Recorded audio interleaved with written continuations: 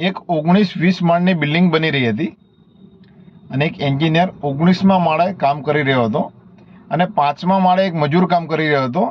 એ એન્જિનિયરને એની જરૂર પડી એટલે એન્જિનિયરે બહાર આવીને પેલો નીચે જે કામ કરી રહ્યો હતો 5મા માળે મજૂર એને બૂમ પાડી, પણ ઘોંઘાટ વધારે હોવાના કારણે પેલા વ્યક્તિને સંભળાયું નહીં. એટલે એન્જિનિયરને વિચાર આવ્યો, લાઈને 100ની નોટ નાખી જોઉં, એના હાથમાં આવશે એટલે તરત ઉપર જોશે. એન્જિનિયરે 100ની નોટ નાખી, પેલા મજૂરના હાથમાં આવી. મજૂરે નીચે ઝૂકીને નોટ લીધી પણ ઉપર જોયું નહીં. આ વખતે એન્જિનિયરને વિચાર આવ્યો, લાઈને 500 નોટ નાખી જોવું, પછી તો ઉપર જોશે જ. 500 નોટ નાખી, પેલો મજૂર કામ કરતો હતો એની બાજુમાં આવીને 500 નોટ પડી, એને નીચે ઝૂકીને 500 નોટ લઈ લીધી, પણ એને ફરીવાર ઉપર જોયું નહીં.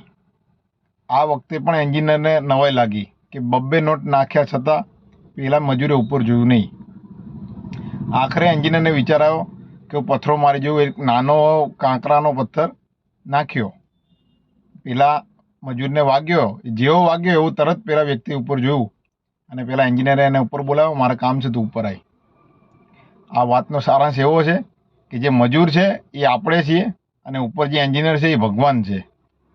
ભગવાન ઘણી બધી વાર આપણને નાનું સુખ આપે છે, ક્યારેક મોટું સુખ આપે છે, પણ આપણે ભગવાનનો આભાર માનતા નથી. આપણે સુખમાં ભગવાનને ભૂલી જઈએ છીએ અને જેવું આપણને ભગવાન પીડા આપે, દુઃખ આપે, ત્યારે ભગવાનને પૂજાપાઠ કરવા માટે, એ ભગવાન મને દુઃખ ક્યાંથી આપ્યું, એ ભગવાન હું તો દયાભાવમાં ભાવ રાખું છું.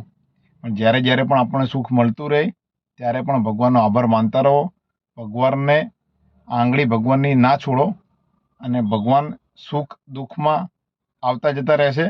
પણ ભગવાનનો જો તમે આંગળી પકડેલી હશે તો ભગવાન ગમે તેવું દુઃખ હશે એમાંથી જરૂર બહાર કાઢશે. વિડીયો સારો લાગ્યો હોય લાઈક, ફોલો, શેર જરૂર કરો.